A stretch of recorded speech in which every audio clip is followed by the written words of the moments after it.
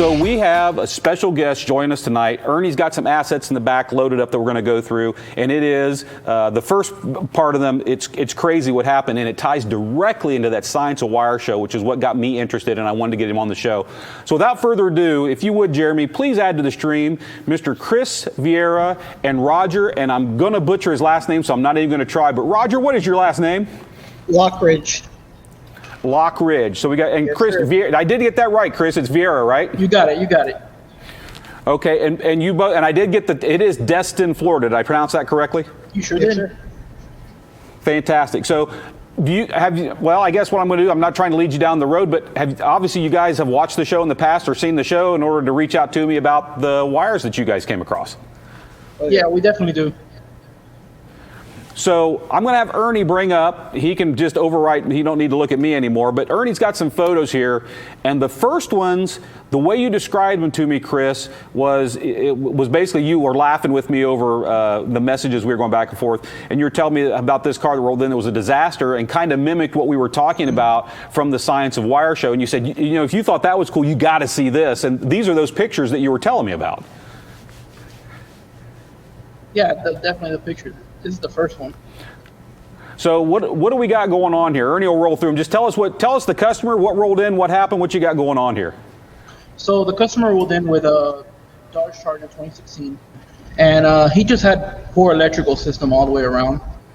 He had a very large amplifier with 2 runs of OFC copper running to a single run of CCA. Now this wire was inside the vehicle. Wait, whoa, hold on here. Inside. So what am I looking at here? What's this, Chris? This was actually a power wire that was joined with self-tappers. Oh. Yeah, this is pretty Keep bad. going, Ernie. This is how the condition of the vehicle when we received it. Mind you, nothing was touched yet. The seats were out. This is exactly how it came in. We actually what you're seeing here wire from the vehicle to show y'all just how bad it was. And that what you're looking at there, that is actually a forklift battery thrown in the trunk. Not even just thrown in the back. Just thrown in the back, not even secured. In the spare tire well. Yeah, in the spare tire well. Now, this one here, I got to give you props on this one here because this not only looks like an incorrect grounding method, but they didn't even use black wire. It's red. So is that a power wire or is that a positive ground vehicle? Which is it? That was running in parallel with a power wire, and that is actually a ground wire. Is that the ground for the entire system? So was that John, was that the ground for the entire system that they bolted to the hood shield ground? Yes. Yep. That's exactly what they grabbed the ground. Holy smokes. All right, Ernie, keep them coming. Let's move on to the next batch of folders here. I'm entirely frightened by all this. So you say you saved some of the wire. Do you have that wire there with you? Yeah, we actually do, and we like to save it to show customers. I don't know if you can see this, but you can hold on. Jeremy, take him full screen. No, not then. Take him. There you go. You can see the clean section of wire down here, and this was actually inside the vehicle. So this wasn't even exposed to the elements or anything, and that's what it looks like on the inside. It's just exposed to some bad news. yeah. He was running a 10,000. Sorry to cut you off, Kip. He was running a 10,000 watt amp on a 1-aught CCA. Factory. We lost. You're muted there, Chris. You guys are muted. Unmute your mic, Chris. There you go. Sorry about that. No, you're good. So yeah, he was running a 10,000 watt amplifier on factory alternator. Factory alternator, factory charging wire on a 1-aught piece of CCA.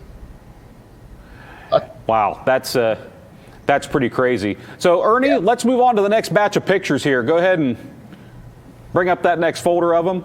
So not only, obviously you guys, felt you wanted to share that, which I'm glad you did. I mean, that definitely shows good wiring matters. Wiring practices need to be followed. I don't think anything proper was done from what I saw there in those photos. With that customer, did you guys then, I assume, did you redo the system? Is that why he was there? Yes, we redid the system. We did everything except hook it up to the power wire, power supply, because he didn't have the proper terminals and distribution blocks and things that he needed to actually hook it up, which will be done at a later date. We got him set up to get him prepared for the charging system upgrade. So when he comes back, he's ready to go, so we can get the sub amp hooked up. And so these pictures we're looking at here, I mean, Ernie had the one, he fast forwarded to this one. This looks like pictures of how to not install a speaker. Am I correct on Correct. that? The previous picture. Hey, who needs baskets, right? I mean, I'm just looking Yeah, at I that. don't need That's, no baskets. I mean, I don't know if people really. Go ahead, man. So the speaker, if you see on the bottom right, they actually cut the basket of the actual speaker to make it fit. And it was the basket was actually starting to rust. So they cut the actual speaker basket to get it to fit in the car. Yes. Yes. And they used, that's not even what I call a drywall screw. That's more like a construction screw because it's not even, black oxide. It's just a construction screw. And the bad thing about that with a lot of people, and this is a good point, I want to bring this up. When it comes to mounting speakers, any speakers in a car, you want to avoid using any screw that has a bevel type head. You want to use a pan or a flat head, flat surface underneath. So when that screw is pulled down tight, it's a flat surface pushing against the speaker frame, whatever it is, whether it's a mid-range, mid-bass, woofer. Because when you use a beveled screw like a construction screw or a drywall screw, vibration in a car over time and not having a beveled surface will actually start eating out and enlarging the hole that you put it through, and the speaker will get loose over time. And a lot of people may not know that, but this is bad. This has got bad and worse written all over it. Yeah, the speaker was actually separated from the panel. It wasn't even completely laying flush on the panel. And I'm sure part of that had to do with using the wrong screws to begin with. Well, besides cutting the speaker frame. Man, you guys can see the good stuff. And so now here we've got, this is actually an install that rolled out of your shop. And I wanted to bring this up and show it because even Ernie in the back, and so, I hope you guys will have a good laugh with me here. You can go to any shop. It doesn't matter where you go. It doesn't matter if it's an independent store, a mom and pop, a regional chain store, someone large like a Best Buy. You could have an installer who's experienced and knows what he's doing in any of those locations, or you could have the guy who yesterday was flipping hamburgers and today's his first day to get inside a car and do something. And when I saw this and showed it to Ernie, he's like, yeah, that looks great. Who did it? I said, it's a couple guys from Best Buy. He said, oh, where'd they get the job done? I said, it was installed at a Best Buy. And Ernie paused. He said, this came from a Best Buy? I said, yeah, that's what I'm telling you. The guys at Best Buy did this install. And it's extremely clean. I mean, you guys obviously did wire management underneath, even though there's a fan. Go back to that previous shot, Ernie, with the cosmetic cover over it. Just back it up one. And as you can see, it's a beautiful looking install. And those crossovers are obviously the giveaway. I don't want to steal your thunder, but obviously this car has QS components in it, front and rear. Yes. So I'm assuming it sounds good. Yeah, it sounded great. He was super impressed. It looks fantastic, and I got to give you guys props no matter where you work. This is definitely quality work that's running out of your shop. And I know a lot of people say, Best Buy, they don't have installers to do high-end work. I'm here to tell you, you guys are definitely doing some high-end work there because that is proof of it. Well, and I'll agree with you, Kip. I mean, one of my jobs is to, travel the world, and I visit, just about every Best Buy in every state as much as I can. And they got some really good, really impressive installers there. Just they aren't given the opportunity or the credit they deserve. But it doesn't matter who you are or where you work. If you love your job, it's going to show and people are going to know it. And that definitely shows how much, the industry is loved. I want to add. And then Ernie, go ahead. The customer, he was actually almost in his 70s, and he went to 2 or 3 other shops, independent shops, before he came to see us. And he said they didn't give him the time of day, but we took the time to show him what he was going to get, and he let us do whatever we wanted, and he ended up spending about $7,000 on everything. And he got a deal. Well, something I do want to give you guys props for, obviously working, Geek Squad and Best Buy and the mobile. I don't know if you guys call it mobile or 12 volt. I don't know what your proper terminology is for that anymore.